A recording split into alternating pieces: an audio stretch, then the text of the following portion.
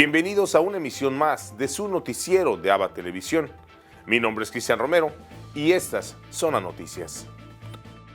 Comenzamos en la Ciudad del Vaticano, donde el Papa Francisco le dice a los sacerdotes que también Jesús tuvo que hacer el bien en medio de las controversias.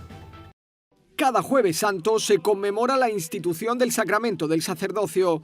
Por eso, en torno a este día, el Papa y los obispos suelen celebrar la llamada Misa Crismal con sacerdotes de su diócesis y allí renuevan sus promesas. En la misa de este Jueves Santo, el Papa preparó la renovación con una profunda homilía en la que alertó a los sacerdotes del veneno de alejarse de lo que cuesta. L'annuncio del Vangelo è sempre legato all'abbraccio di una croce concreta. La luce mite della parola genera chiarezza nei cuori ben disposti e confusione e rifiuto in quelli che non lo sono. Francisco les recordó que también cuando Jesús intentaba hacer el bien, era siempre malinterpretado por algunos. Era parte de la cruz que experimentó a lo largo de toda su vida. Noi non ci scandalizziamo perché non si è scandalizzato Gesù dovendo guarire malati e liberare prigionieri in mezzo alle discussioni e alle controversie moralistiche, legalistiche, clericali che suscitava ogni volta che faceva il bene. Después de la homilía tuvo lugar la renovación de las promesas sacerdotales. No se trataba solo de recordarlas, sino de cumplirlas de nuevo. Figli e fratelli carissimi, nella memoria annuale del giorno in cui Cristo, Signore, comunicò agli Apostoli e a noi il suo sacerdozio, volete rinnovare le promesse a suo tempo fatte davanti il vostro Vescovo e al popolo santo di Dio? A continuación, el Papa y los sacerdotes bendijeron 3 grandes ánforas con el crisma. La primera contenía el óleo para la unción de enfermos. La segunda, el óleo que se usará en cada bautizo en Roma este año. Y la tercera, el óleo que se utiliza para ordenar nuevos obispos y sacerdotes según la tradición bíblica. El Papa concelebró con el cardenal Angelo de Donatis, que es su vicario para la diócesis de Roma, y con el nuevo cardenal arcipreste de la Basílica de San Pedro, el franciscano Mauro Gambetti. Francisco no pudo celebrar esta misa el año pasado a causa de la pandemia y por eso este año no ha querido prescindir de ella, acompañado por unos 75 sacerdotes en representación de todos los sacerdotes de Roma y del mundo. El siguiente libro recopila las majestuosas obras de Raúl Versosa, adelantándose a la Semana Santa. Raúl Versosa es uno de los artistas más reconocidos de nuestro tiempo en el arte religioso. El talento de este malagueño lo ha llevado a plasmar decenas de pinturas en lugares como Colombia, Estados Unidos, Reino Unido, Guatemala y el Vaticano. Su arte ha sido apreciado tanto por el Papa Francisco como por Benedicto XVI. Ahora, sus obras más emocionantes sobre la pasión de Jesús ilustran las meditaciones de los últimos 3 papas sobre la Semana Mayor en el libro Semana Santa en los pinceles de Versosa. Hay una de las cosas que me llama la atención en el epílogo que ha escrito Raúl Versosa, y es que como católico intenta transmitir a través de sus obras su fe católica. Fijaos que él, dice en el texto, colabora así con Dios, es decir, Dios que es invisible se hace visible por medio de la encarnación, y el pintor esa idea invisible de la fe la hace visible a través de sus pinceles. El sacerdote Salvador Aguilera ha recopilado las mejores meditaciones de Juan Pablo II, Benedicto XVI y Francisco sobre la semana más importante para los cristianos. Esta Semana Santa invito a leer el libro como alternativa, ya que no hay procesiones en las calles, es una manera de que entren esas procesiones a través de las obras de Raúl en cada casa, que la casa se convierta en una iglesia doméstica. El libro Semana Santa en los pinceles de Versosa se divide en 10 capítulos que inician con citas de las Sagradas Escrituras. El prólogo ha sido escrito por el cardenal Robert Sarah, quien destaca que a través del arte se puede casi tocar el misterio de la pasión, muerte y resurrección de Jesús. A continuación tenemos el agrado de presentarles una reflexión del Evangelio del día a cargo de nuestro director general, Jaime Sevilla. En el Evangelio de hoy, tomado del capítulo 4 de San Lucas, tenemos el pasaje donde Jesús entra en la sinagoga, lee el pergamino de las Escrituras y coge el pasaje de Isaías, donde dice: el Espíritu del Señor me está sobre mí y me ha ungido para anunciar la buena nueva a los pobres, para dar la libertad a los cautivos, para curar a los que están ciegos y para anunciar un año de gracia.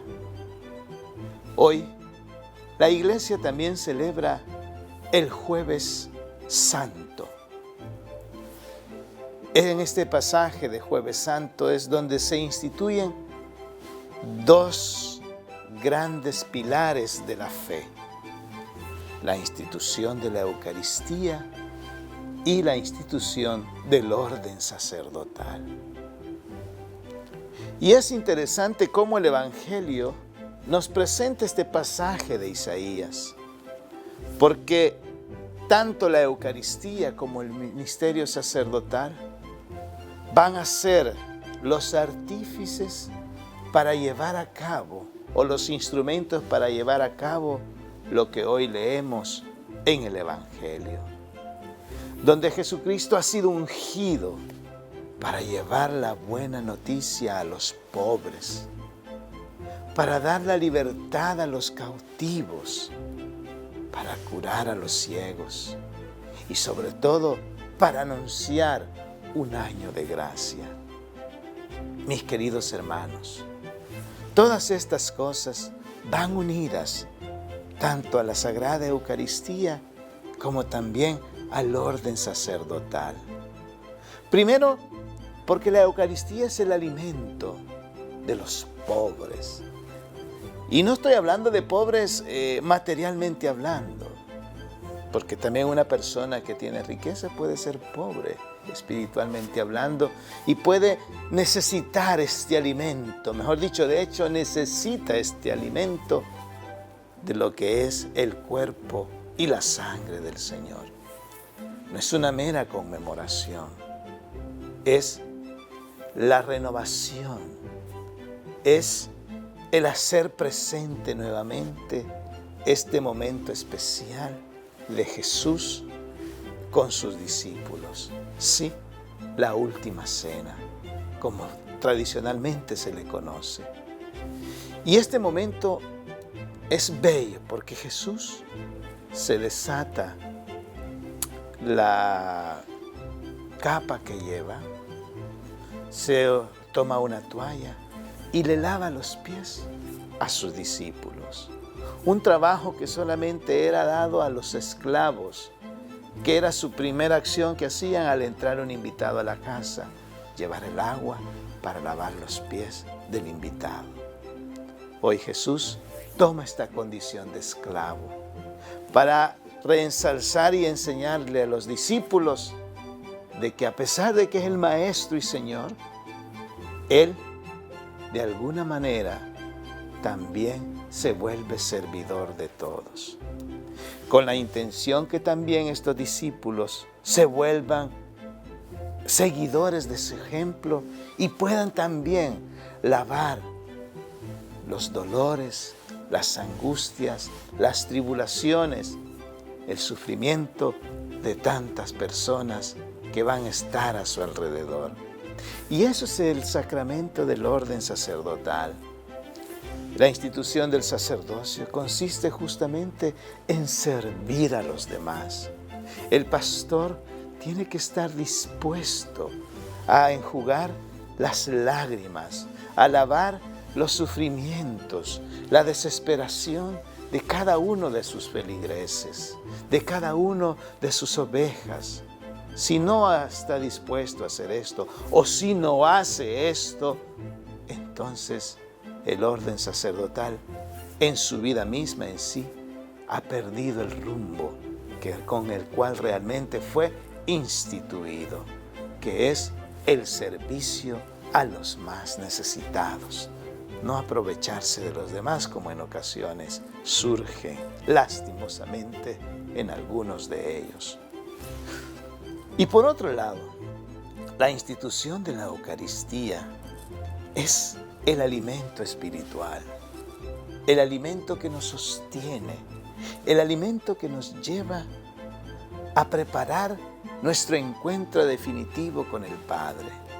Porque así como necesitamos nosotros alimento corporal para que nuestro cuerpo resista todas las actividades que hacemos diariamente, así también la Eucaristía es el alimento necesario para nuestro caminar espiritual, para resistir aquellas acechanzas del enemigo y para que también podamos llevar ese alimento a todos los demás y así podamos llegar un día a estar junto al Padre Celestial en la Jerusalén Celestial. Mis queridos amigos, hoy jueves pasen una gran celebración de la institución de la Eucaristía y del orden sacerdotal. Que así sea.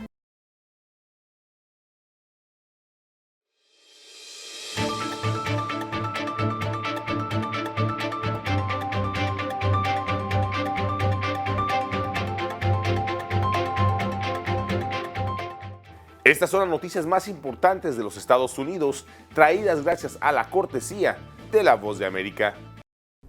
Estados Unidos, que ha sido muy crítico con la situación en Nicaragua, Venezuela y Cuba, se reafirma en su posición de no dar dinero a las administraciones de esos gobiernos por tratarse de regímenes autoritarios y corruptos en los que se vulneran los derechos humanos.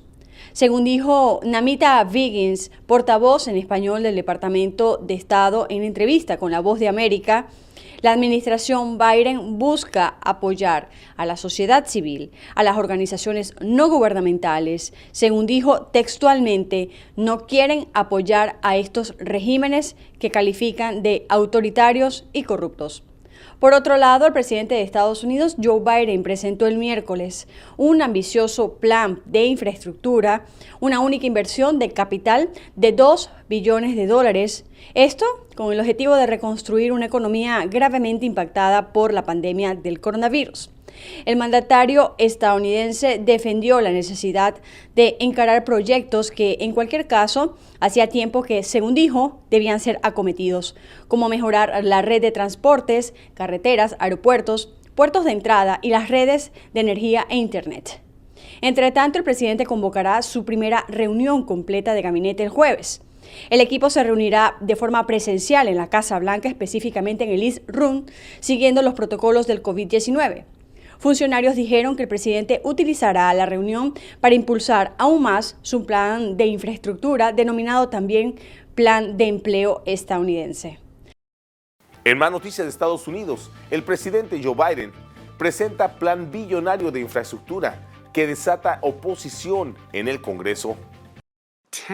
El plan de inversión de $2 billones en infraestructura anunciado este miércoles por el presidente Biden contempla su financiamiento a través de fondos obtenidos mediante un incremento de impuestos a corporaciones. El plan de Biden se convierte en la tercera propuesta legislativa que será presentada al Congreso, tras la aprobación de un plan de rescate económico por la pandemia que no recibió el apoyo de ningún legislador republicano. La más reciente propuesta del mandatario ya ha recibido oposición de legisladores republicanos y demócratas. El líder de la minoría republicana en el Senado, Mitch McConnell, dijo que probablemente se opondrá al proyecto.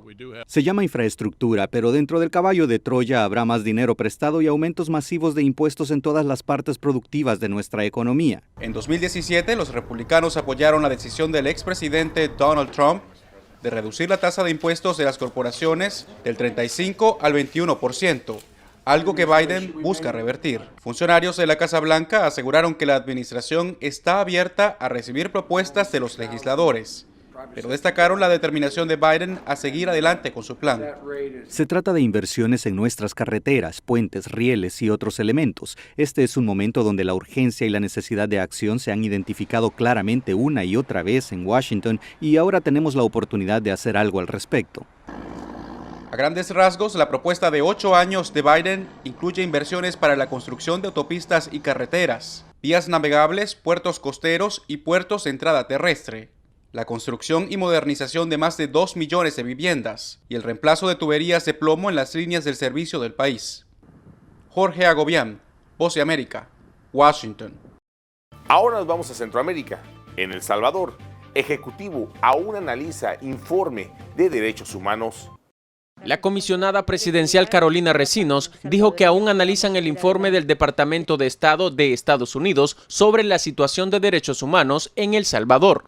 Tenemos que estudiarlo, tenemos que confrontarlo con la realidad y establecer qué es lo que a nosotros nos toca.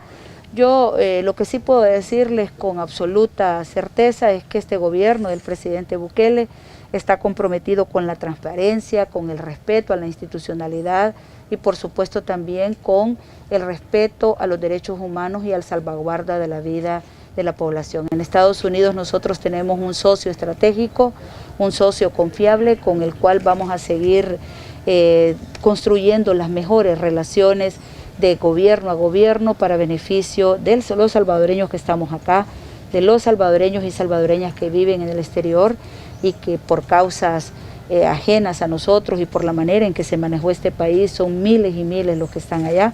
Vamos a seguir fortaleciendo esas relaciones, así que cuando hayamos analizado todo el informe, el presidente va también a dar una posición. Siguiendo en la región, en Guatemala, Prensa Libre y Guatevisión se unen para conmemorar el bicentenario de la independencia. Cada día, desde antes de que el sol salga, una nación está de pie.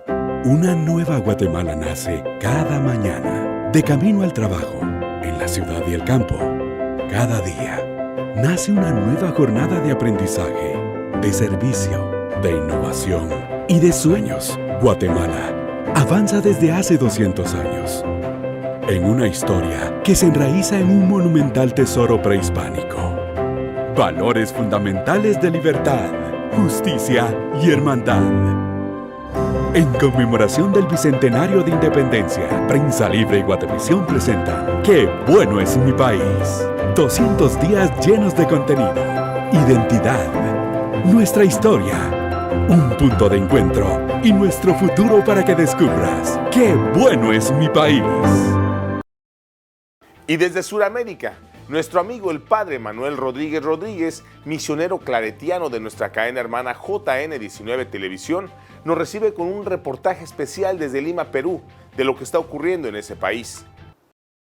Reporta para la cadena de televisión ABBA y JN19 del Perú, el padre Manuel Rodríguez Rodríguez, misionero claretiano.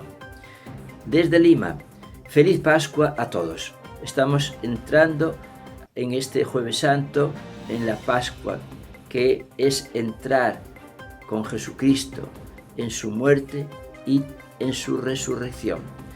Así vamos a celebrarlo, aunque de distinta manera que otros años, por la inmovilización general de todo el Perú. Solamente puede salir una persona por los alimentos, a las tiendas, a los supermercados, todos los demás encerraditos en casa. Pero en casa tenemos que celebrar la Pascua tal como se celebra en los templos, que están totalmente cerrados hasta el lunes. Y el señor arzobispo de Lima invita a celebrarlo bien. El Jueves Santo, celebrar en familia, lavándose los pies, los familiares los unos a los otros en clima de oración, también pidiéndose perdón para comenzar una vida de amor, que es lo que Dios quiere, y preparándonos también para ya el Viernes Santo celebrar la muerte de Jesús y las 7 palabras que se van a proclamar por los medios de comunicación desde las Nazarenas, desde las 12 del mediodía hasta las 3 de la tarde. Vivir intensamente.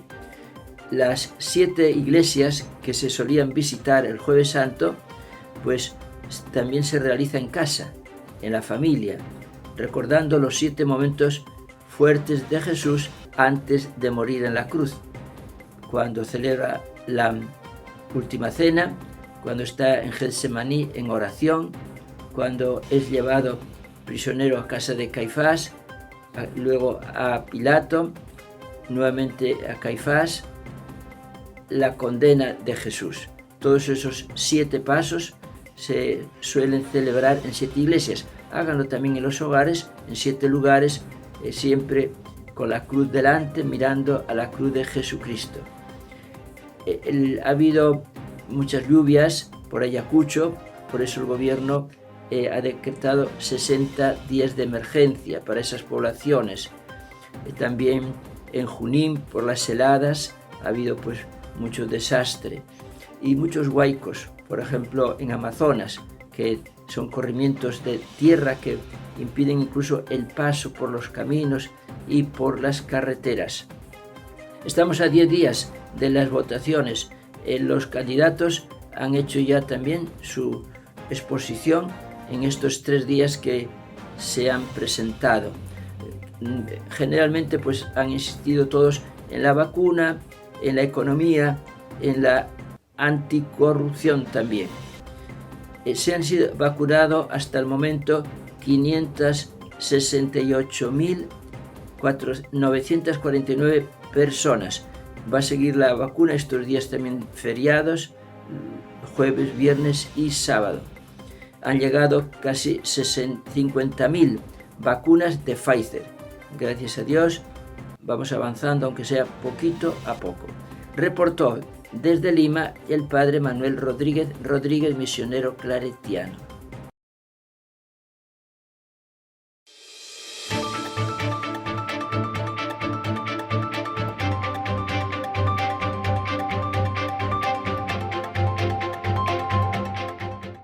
A continuación les presentamos las obras de Don Sabas, escultor de la fe en El Salvador. Estas son solo algunas de las esculturas creadas por José Sabas Gómez Pacas, mejor conocido como Don Sabas.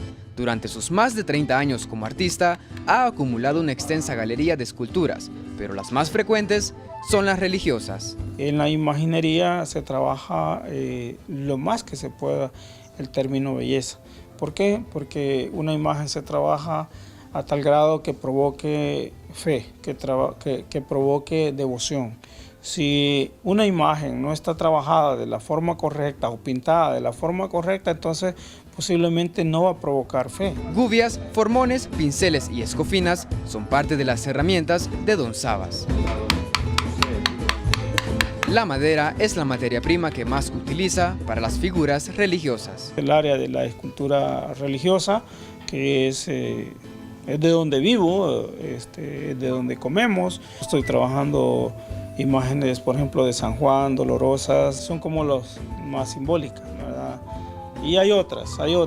Sus creaciones se encuentran en diferentes iglesias del país, incluso fuera de nuestras fronteras. La iglesia de San Pedro Nonualco, Rosario La Paz, iglesias de Victoria Cabañas. Tuve la oportunidad de enviar imágenes para México.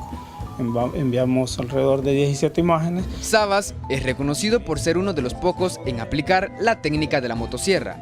Su taller se encuentra en el barrio El Calvario, en Apastepeque, San Vicente, lugar donde también hay un museo. Pinturas, figuras talladas en piedra, madera, hierro o durapax, muchas creadas por sus mismas manos y otras que ha obtenido a través de intercambios, compras o donaciones. Esculpiendo sueños se crean obras. Apastepeque, pueblo donde se talla un nuevo El Salvador, son los lemas que rigen el trabajo de este artista. Uno de los objetivos de Don Sabas es continuar transmitiendo su conocimiento a futuras generaciones para que su legado quede plasmado en Apastepeque y en El Salvador. Para Teleprensa, Canal 33, Jonathan Vázquez. Hoy, 1 de abril, en el Santoral de la Iglesia, celebramos el Día de San Hugo de Grenoble. Conozcamos su historia.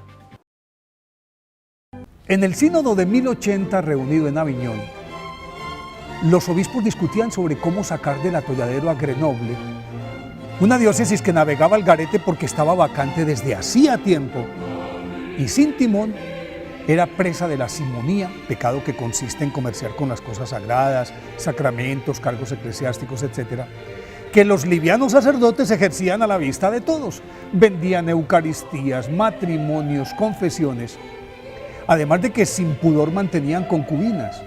Laicos inescrupulosos se habían apoderado de los bienes de la iglesia y la feligresía estaba a la deriva. Los prelados no encontraban un candidato idóneo que pudiera desatar ese nudo gordiano, hasta que Hugo, el obispo de Die, propuso el nombre de su secretario que se llamaba como él. Este Hugo, de apenas 27 años, nacido en Châteauneuf, Francia, en el año 1052, todavía ni siquiera era sacerdote, pero por su bondad, sabiduría y humildad, a pesar de su resistencia, resultó aclamado por todos. Entonces lo ordenaron sacerdote y lo llevaron a Roma, en donde el Papa Gregorio VII presidió su consagración episcopal. Al llegar a Grenoble, con esfuerzo y oración empezó a encarrilar la diócesis y a recibir amenazas diarias, pero no se arredró y tomó medidas drásticas. Separó a los sacerdotes corruptos, recuperó los bienes y la feligresía desamparada, y no obstante los resultados, quiso retirarse, pero el Papa le ordenó que se quedara, y San Hugo lo aceptó con amor y renovados bríos. Vendió lo poco de valor que quedaba para asistir a los pobres, a los huérfanos, a los desamparados, a las viudas y a los ancianos. Sus sermones adquirieron tal tono que muchos lloraban después de escucharlo, e inclusive era habitual que confesaran sus culpas en público. Con presteza y buen humor visitaba todas las parroquias, a pesar del terrible dolor de cabeza que no le abandonaba desde niño, y de los problemas estomacales que hacían más drásticos sus permanentes ayunos. Ya llevaba mucho tiempo al frente de la diócesis de Grenoble, cuando llegó hasta él San Bruno de Colonia, el venerable maestro de su juventud, con 6 compañeros, buscando un refugio para aislarse completamente del mundo. El obispo Hugo lo recibió con alborozo y le cedió la Cartuja, que era un abrupto terreno en la cima de una montaña rodeada de desfiladeros y que se correspondía exactamente con lo que buscaba el santo. Como no tenía fuentes de agua, San Hugo, al entregarle la propiedad, oró y golpeó una roca como Moisés, y al instante comenzó a manar una fuente cristalina de la que aún hoy se nutre este monasterio. Desde entonces, estos monjes dedicados a la contemplación, al silencio y al ayuno adoptaron el nombre de cartujos, y a su estilo de vida se apegó el prelado de tal forma que quiso convertirse en uno de ellos, y para lograrlo le presentó su renuncia a varios papas y ninguno se la aceptó. Al cabo de 52 años de ministerio episcopal, sus achaques se recrudecieron, además perdió la memoria y sus últimos días fueron un largo Padre Nuestro, que era lo único que recordaba, y entonándolo murió el 1 de abril de 1132. A los 2 años lo canonizó el Papa Inocencio II. Por eso hoy, día de su festividad, pidámosle a San Hugo de Grenoble que, aun sin entender sus designios, aceptemos la voluntad de Dios con alegría y mansedumbre. Hoy comenzamos la celebración del Tríduo Pascual y nos unimos en oración con el Papa Francisco por el sacramento de la confesión, donde salimos de la miseria hacia la misericordia. Cuando yo voy a confesarme, es para sanarme, para curar mi alma, para salir con más salud espiritual, para pasar de la miseria a la misericordia.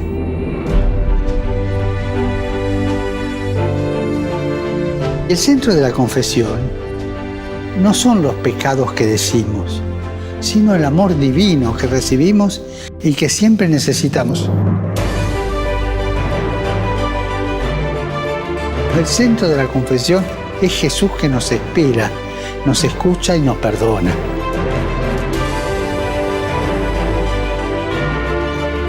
Recuerden esto, en el corazón de Dios estamos nosotros antes que nuestras equivocaciones. Y recemos para que vivamos el sacramento de la reconciliación con renovada profundidad y para saborear el perdón y la infinita misericordia de Dios. Y recemos para que Dios dé a su iglesia sacerdotes misericordiosos y no torturadores.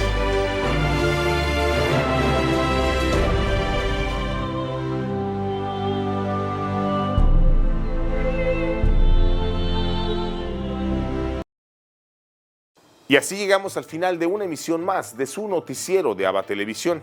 Muchas gracias por su preferencia y continúen con nuestra programación.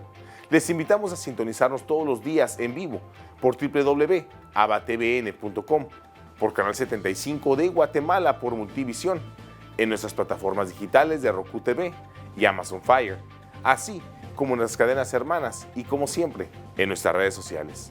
Ahí nos vemos y que Dios les siga bendiciendo.